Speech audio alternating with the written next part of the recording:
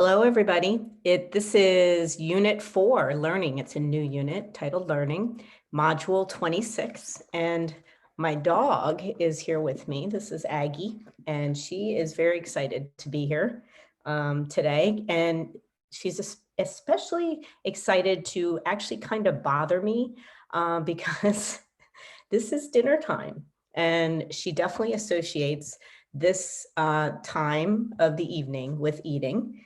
And she will just give me like lots of attention, actually almost, like I said, kind of bother me.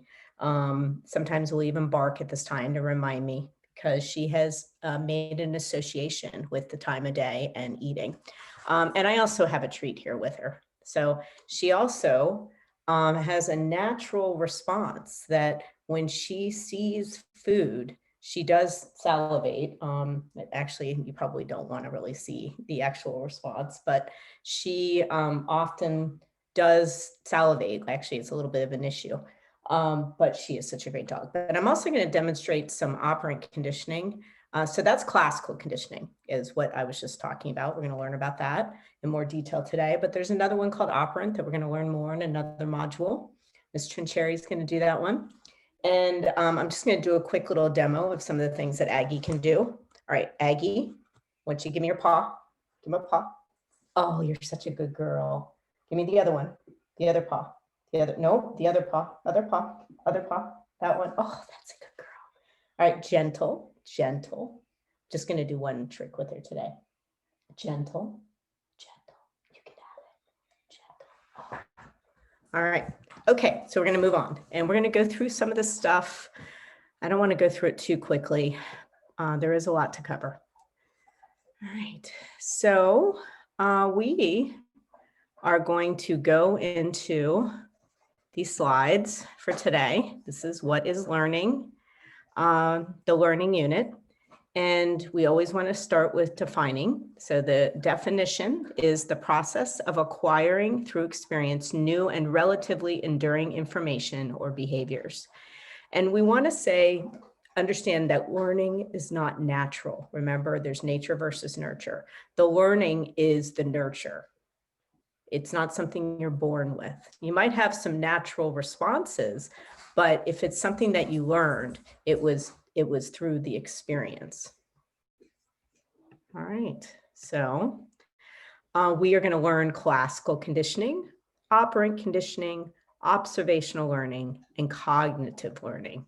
And classical is when you are pairing and you learn to expect to pair two significant events, such as like food or pain. And you also, operant conditioning is where you're going to have some type of reward or you're avoiding punishment. And so you respond a particular way. And then there's also observational learning, which I know you are very aware of. You've learned probably a lot through observing others. And cognitive learning is when you learn things that you neither have experienced or observed. We'll talk about that in more detail later. All right, so we're going to go through the different examples in more detail in other videos. But we do want to know a couple things, like what is associative learning when we associate things? It's certain events occur together. And in the case of classical conditioning, you have two stimuli that you think are associated with each other, and then you respond a particular way. And then with operant conditioning, you actually have the response first, followed by a consequence, and then it's either going to have the response more likely to occur or less likely. And the associations can be positive or negative. Positive associations is, if you have a really good experience at lunch with your friends, you're more likely to hang out with those friends again. Negative association might be if you put your hand on a hot stove, causes pain, you're now going to associate the stove with pain, and you're probably going to avoid putting your hand on the stove in the future. There are, like I said, classical and operant conditioning. We're going to go into more detail later. They are both different types of associative learning. One other thing is that associations through time can develop and lead to habits, and habits are a really important thing to talk about. And I want you to think about, what are your good habits? What are your bad habits? And maybe you can change some of those bad habits to good habits. So the reason many of us eat popcorn in the movie theater is that we've come to associate the movie theater with the buttery popcorn. For some, that habit is hard to break. As soon as you go into the movie theater, you immediately go to buy a big bowl of popcorn. I know we're all looking forward to those days in the future, aren't we? All right, so habituation is it can lead to something that habit itself can have you diminish your response. So this is a very, very famous study. You probably do want to remember it. Excuse me. So they did the study with sea slugs, and when they gave them a squirt of water, they don't like water, they avoid the water, they withdraw their gills. But if the squirts continue, or actually in a natural situation, like where they're in water where it's really choppy and they just keep getting hit with the water, that the withdrawal response will diminish. And I want you to think of novel situations, like for example, a relationship that you have with somebody when you first are dating, or even just a new friendship. Maybe you spend time every Wednesday night at 7 o'clock. You're going to be very excited about that initially, but then eventually the response is going to diminish. But the one thing here with the sea slugs, if they actually added an electric shock after being squirted, the protective response to it actually goes stronger. It becomes stronger. So there are some things that can actually make the response stronger. And in this case, it was, something negative. Habituation is what happens when repeated stimulation produces waning responsiveness. Waning means like diminishing. Okay. Make sure you don't get this confused with sensory adaptation. Sensory adaptation, remember, was in the perception unit, and that one is going to be more specifically, if it's a test question, it's going to be more specifically looking at a particular stimuli, a sensory stimulus. So, as we talked about, like a smell that you get used to over time, that's going to be sensory adaptation. Talk about this in class. You also need to know what a stimulus, really to understand any of the learning, you need to know what a stimulus is. And that is any event or situation that actually evokes a response. And in the case of the sea slug, the stimulus is actually the squirt of water. All right. Oh, I am so sorry. I'm going the wrong way. So what is a response? A response is a behavior that follows a stimulus. And the response in the case of classical conditioning, the response is going to come after the stimulus. But in the case of operant conditioning, there is going to be a response, and then it's going to be followed by a stimulus, which is going to either increase the likelihood of the response or not. So the response in the sea slug is an involuntary behavior. Was the shirking, which is like withdrawing its gills. All right, so we're going to talk more specifically about classical conditioning, and I'm going to actually skip over the slides of operant conditioning because I know Ms. Trincheri will be taking care of that.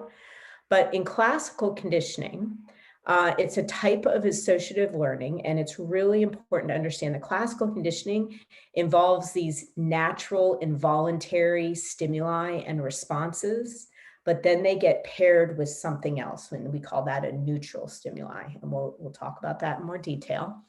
When we associate stimuli that we do not control and we respond automatically, we call that respondent behavior. So just know that when we're responding automatically, that's a certain type of respondent behavior. So involuntary responses include salivation, which is what Aggie does, or we actually all do with food, blinking, sweating, cringing, or automatic body reactions such as strong emotions such as fear. We have automatic responses. Here's an example. You have lightning, which is going to be followed by thunder, and your responses are stimuli, and your response naturally is to wince and be afraid. We associate the lightning with the thunder, and eventually all you have to do is see a little bit of the lightning in the sky, and you might start to like prepare yourself for the thunder. And it's association. We are going to skip over operant. I will tell you that classical conditioning and operant do work together a lot. You could actually have both in the same situation. And we're going to go through more examples later on. The father of behaviorism is John Watson, and he is going to be an important guy to listen, and you're going to hear some stories about him today, and they might actually make you feel a little like upset and uncomfortable when you hear about some of the studies that he did. But he was very much all about observational behavior, observing behavior. That to him, the most important way that we can study humans and how they behave is through what we can actually see them doing. All right, so the father of classical conditioning is Ivan Pavlov, and he actually had no intention of studying classical conditioning. It kind of just happened upon him based on his experiences. So this is in the early 1900s. We're going to see live footage of his study. So he believed, he actually was, let me just tell you, he was actually studying digestive systems. He was a physiologist, who was more like a MD doctor or researcher. But in his experiences of studying the digestive systems, he noticed some interesting behaviors from the animals that he was studying. And more specifically, he was working with dogs. And he attached a tube to their cheek to collect saliva to measure, how much saliva based on digestion and, food. As soon as I said that, she started making noise. He noticed that, obviously when you put food in a dog's mouth, they're going to salivate, and we actually salivate. You just don't realize it sometimes. Excuse me. But he also noticed that just him being in the room, the sight of the food, just the dish itself, it was all causing this salivation response. So he wanted to study it further. So these are all important conditions to the classical conditioning process, and you're going to need to know all of them. I'm just going to give you a quick run through here, and then we'll go in a little bit more detail. But he basically noticed the dog salivated, with the food, but then he paired it with something else, like a bell, and he rang the bell, presented the food, and the dog salivated. Eventually, all he had to do was ring the bell, and the dog salivated. All right, so let's talk about the specific terms. The unconditioned stimulus. Okay, the unconditioned stimulus is a natural, it's unconditioned means unlearned. It means it's something that just naturally, it's a natural stimuli. In this case, food, very natural stimuli that causes a natural response, which is salivation. You don't have to learn that, it just happens. Automatic involuntary response. And it's also a reflex. In some cases, reflexes are automatic involuntary responses, or they are. So what he did was he noticed that if you ring a bell, when there hadn't been any learning that had taken place, it's not going to cause a dog to salivate. And we call that the neutral stimulus.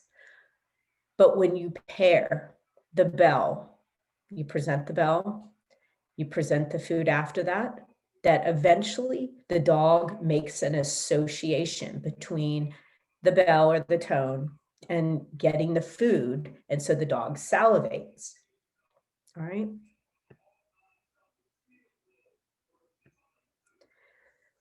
So eventually all he has to do is present the conditioned stimulus. It's now become a conditioned stimulus, and the dog will have a conditioned response, which is salivating. So ring the bell, and the dog now will salivate because he thinks the food's coming, and he's not consciously thinking about it. This is all kind of happening automatically, involuntarily. So we're going to do this in class. I think we'll do this in class as well. But do start thinking about classical conditioning. Think of the animals that in your house and the associations that they're making. Think of maybe some of your classically conditioned responses, and we'll talk about more of those in class. But just a real quick one is if you have had an experience, like for example, if maybe a dog came after you, and then now you're kind of afraid when you see dogs, it kind of makes you feel uncomfortable. Maybe it's even potentially a phobia. Phobias are classical conditioned responses. I'm sorry about the coughing. All right, so this one we are going to talk about, but we're going to go through real quick. Students are accustomed to a bell ringing to indicate the end of a class period. The principal decides to substitute the popular music for the bell to indicate the end of class period. Students quickly respond to the music in the same way as they did to the bell. In this example, the music is now that they are having the same response that they did to the bell, that has now become the music has become a conditioned stimulus. It's a learned stimulus. Learn to make that association. All right. So a couple other things you need to know. In classical conditioning, there's something called acquisition. That is the stage when you actually are linking the neutral stimulus with the unconditioned stimulus. So when we're talking about Pavlov's dog experiment, at the point that the dog is actually linking the bell with the presentation of the food or the food, and the dog starts salivating, that is acquisition. And we'll talk about acquisition more in operant conditioning later. All right, and this is a really interesting example. I'm going to let you read about this one. It's an example of the author of the textbook and his first romantic relationship in high school. Check it. It's an interesting example. So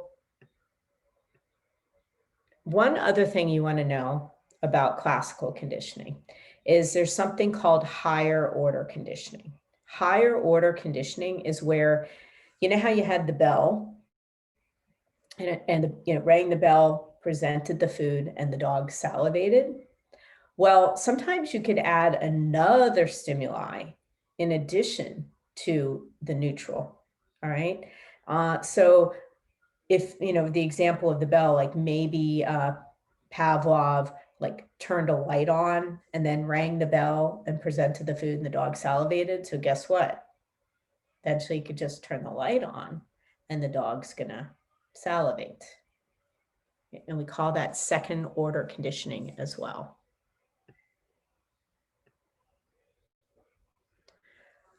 All right, so some other interesting things. Let's think about this.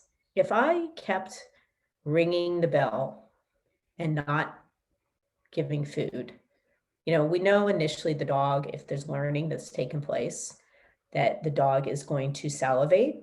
But after time, if you just keep ringing a bell and you're not giving any kind of food, eventually it's going to be a diminished response. And eventually it's something called extinction, where the response will just stop. So eventually if you ring the bell, eventually the dog's just going to stop responding. That's called extinction. All right. So this is over time.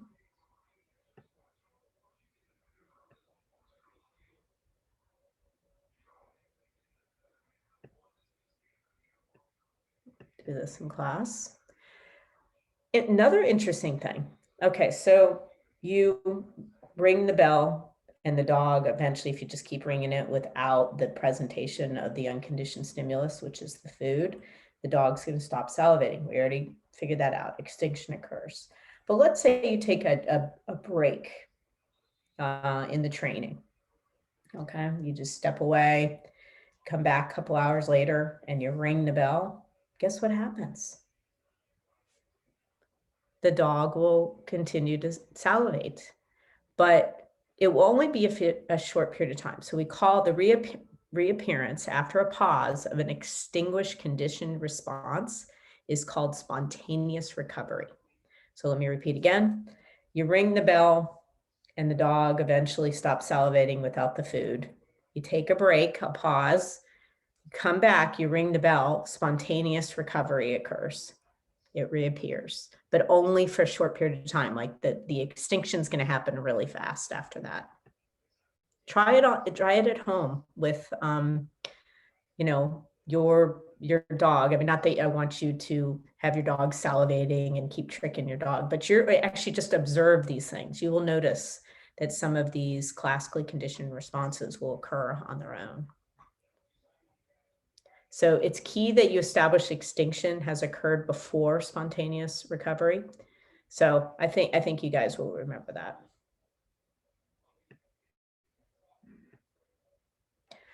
Another thing in classical conditioning is generalization, and that is the tendency, once a response has been conditioned, for stimuli similar to the conditioned stimulus to elicit similar responses. What does that mean? It just means anything similar to the original stimuli. So for example, I think I told you a bell, that the dog salivated to a bell. It actually was a metronome, was more specifically, or a tone.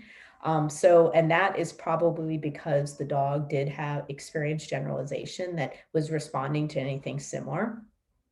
You know, any type of association, if you, like I mentioned, if you have a fear of dogs, and it's all dogs, all types of dogs, that would be generalization. So the other, well, here, let's look at this graph real quick. Pavlov attached miniature vibrators to various parts of the dog's body. After conditioning salivation to stimulation of the thigh, he stimulated other areas. The closer a stimulated spot was to the dog's thigh, the stronger a conditioned response. So in this particular case, anything that was similar to the original stimuli, it was responding to.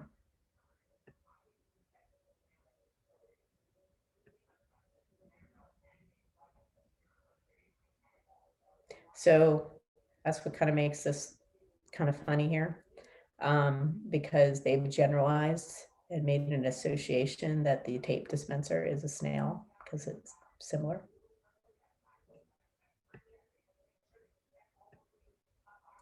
So there is another, the opposite, I like to call it the opposite of generalization. It's called discrimination. And in this particular case, it's an ability to distinguish between the conditioned stimulus and the similar stimuli. And it does not signal an unconditioned stimulus and signal that response. So let's talk about it. In Pavlov's experiment, if the dog only responded to the tuning fork and not a bell or any other sound that was similar to it, that would be discrimination. He's learned to discriminate. He's learned to distinguish between the conditioned stimulus. Okay.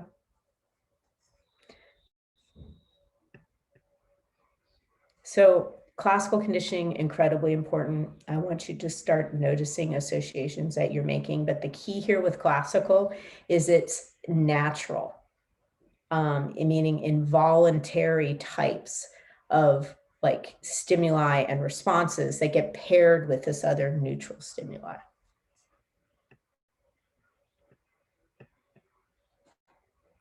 All right, so there's another very famous experiment. This one is by Watson, who is the father of behaviorism. He did a very famous experiment called the Little Albert experiment.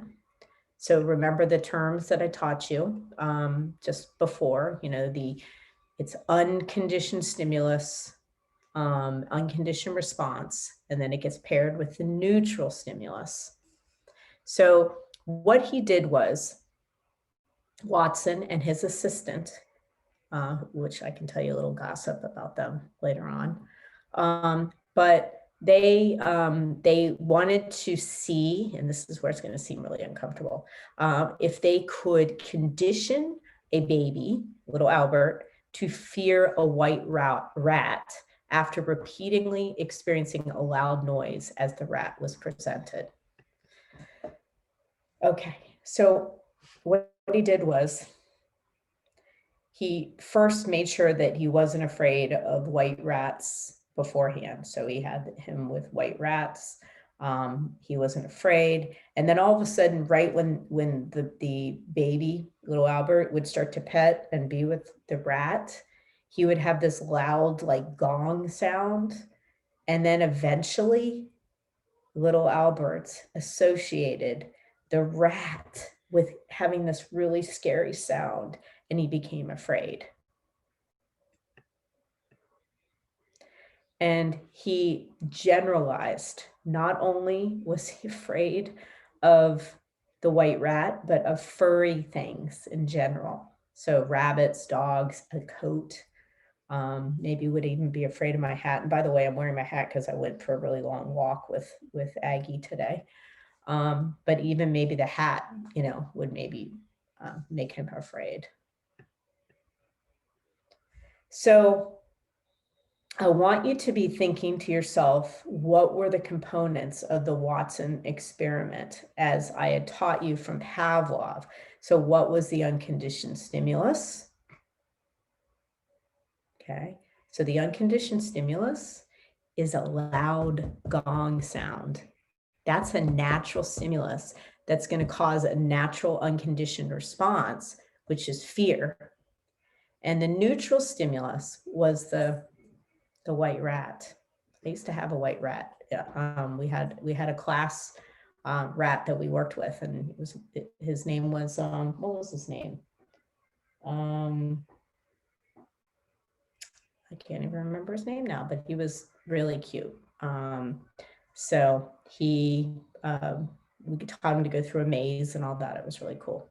So the conditioned stimulus, a little off track here. The conditioned stimulus is the